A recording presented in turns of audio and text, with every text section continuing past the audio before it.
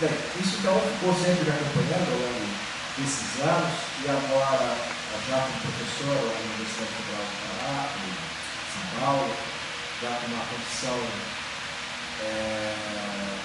mais estável na pesquisa, podendo planejar uma pesquisa mais longa, pelo que eu vejo, uns 7 anos, algo assim, já conseguindo constituir um grupo de pesquisa, eu resolvi finalmente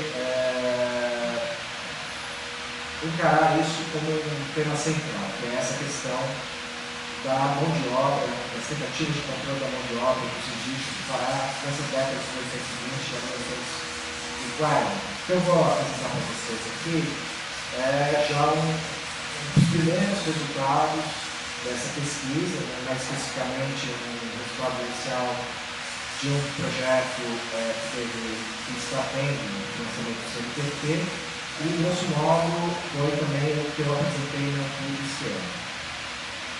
Falando de maneira assim, bastante genérica, até porque eu já expliquei isso melhor, revisei isso em vários trabalhos anteriores, essa é uma questão central para essa região, porque o trabalho compulsório dos indígenas que viviam entre os brancos, em Belém, nos povoados, nas vilas, destaques que eram homens com direitos políticos, que podiam votar, que ocupavam cargos políticos, cargos públicos, e isso efetivamente se dava, que eram chamados por vários nomes, em algumas ocasiões com muitos namorados, em outras ocasiões com muitos cristãos, ou mais comumente, como patrulhos.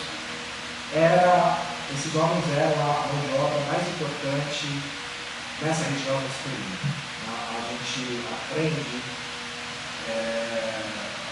com vários pesquisadores, dois deles estão aqui, Pará teve sim um tráfico negreiro relevante, importante, principalmente após o Pombal, mas, do meu ponto de vista, isso não altera de todo modo, não reverte de todo modo essa dependência dessa mão de obra específica, dessa mão de obra desses indígenas que já viviam entre os brancos.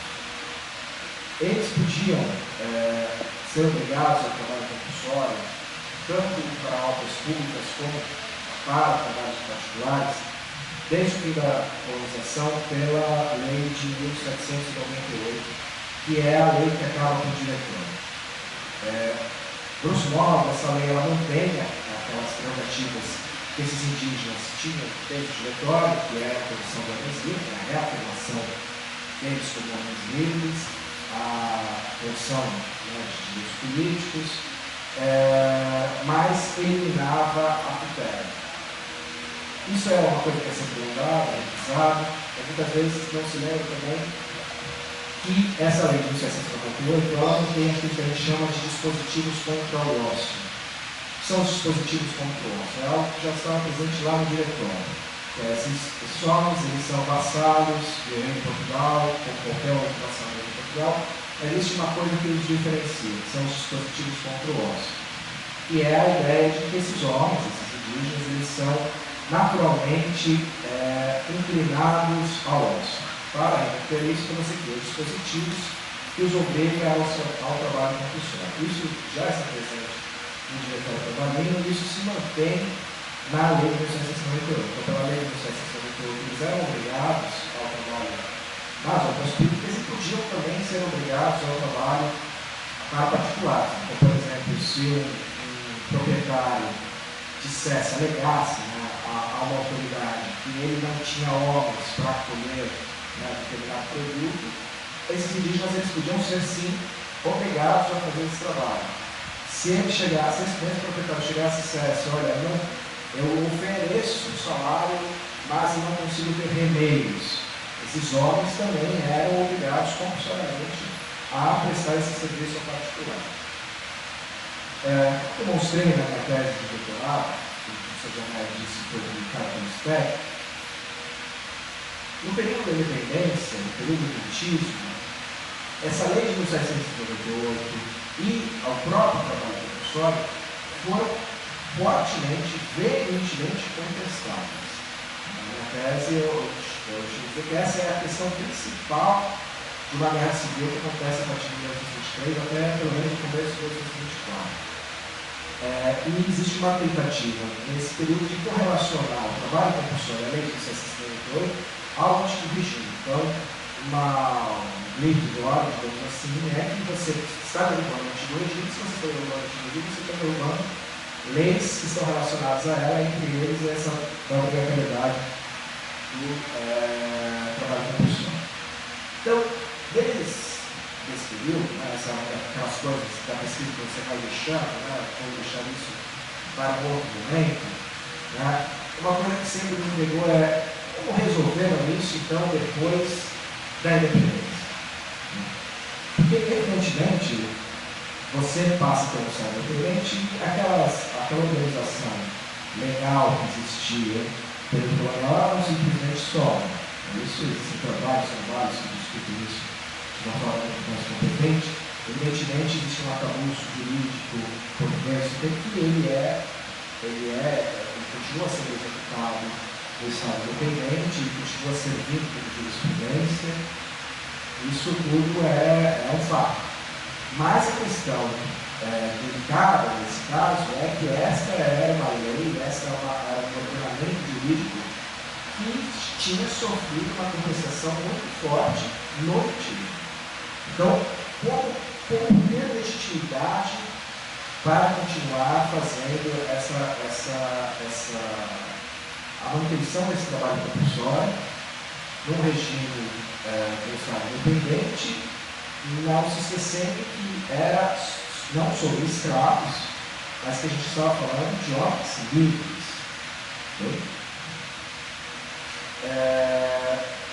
Bem, no meu pós-doutorado, que se falou de uma forma bem grosseira, foi sobre o sistema representativo do Império, estou pensando um pouco no papel dos deputados, do senador eleito, preparar lá no parlamento, e um pouco o sistema representativo aqui também, local.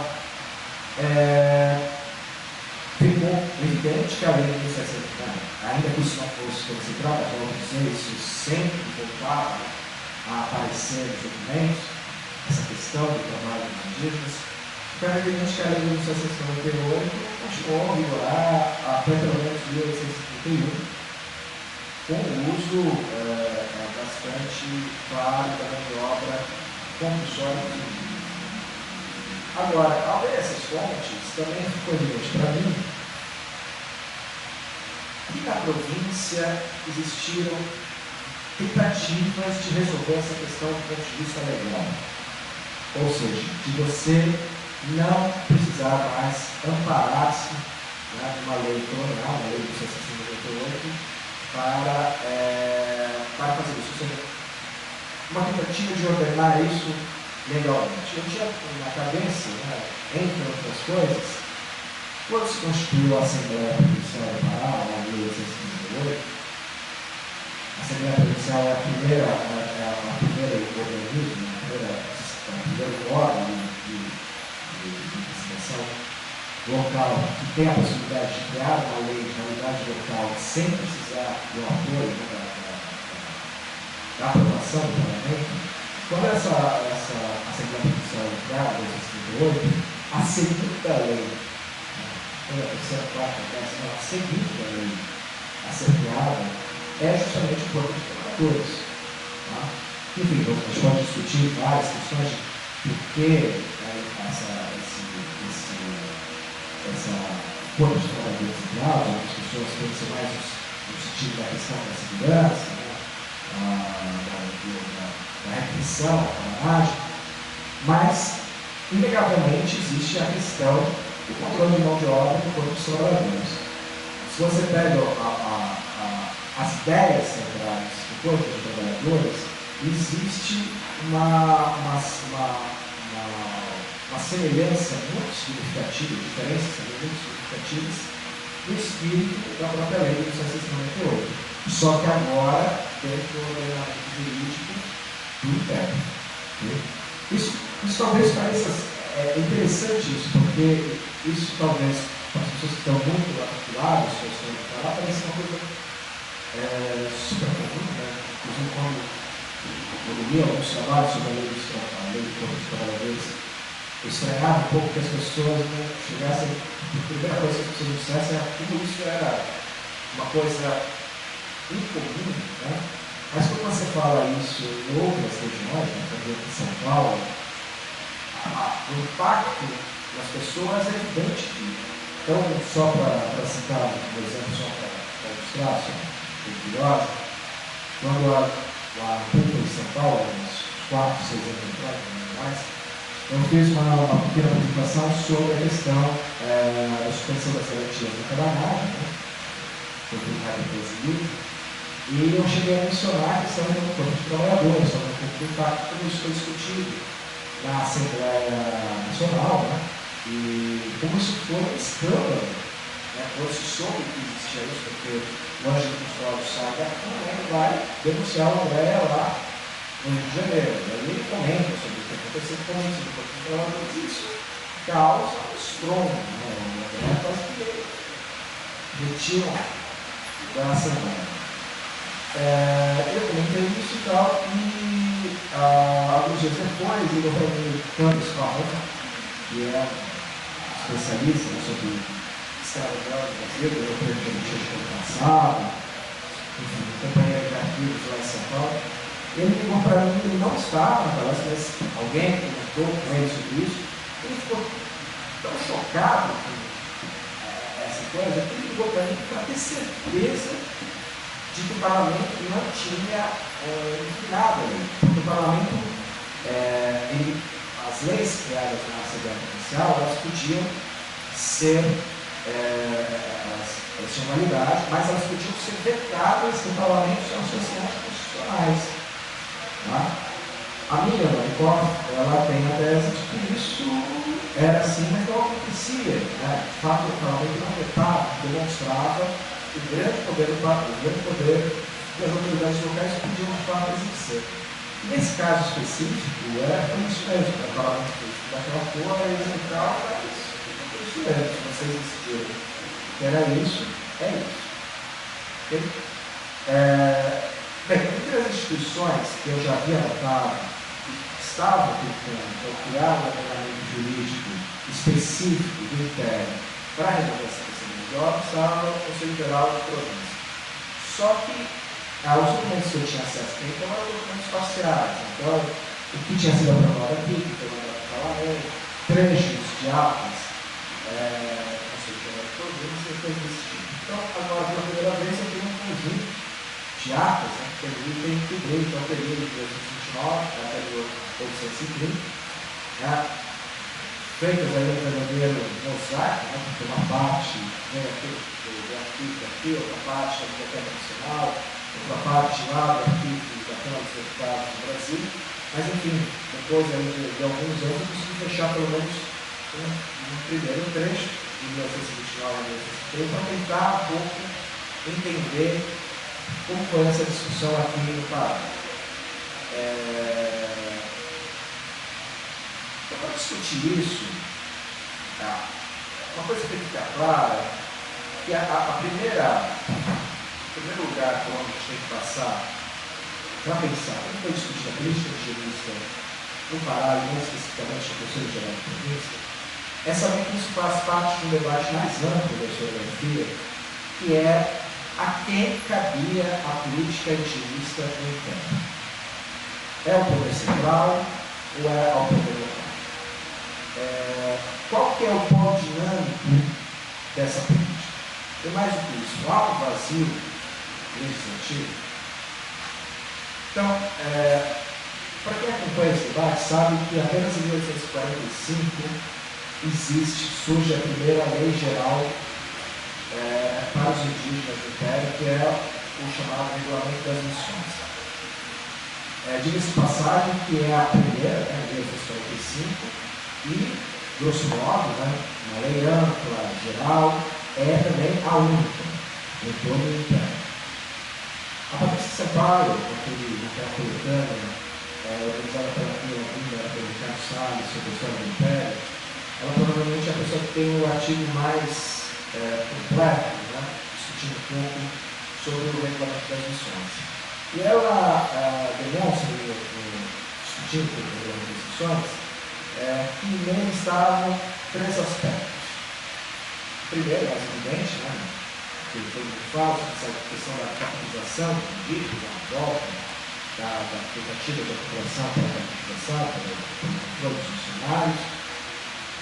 Mas, fora isso, que é o que se discute, isso também mecanismos para que os territórios desses povos pudessem ser regulados e também dispositivos que permitiam regular e disciplinar essa mão de obra. Então, veja, existiam três aspectos. O aspecto da assimilação, das terras e do controle do trabalho.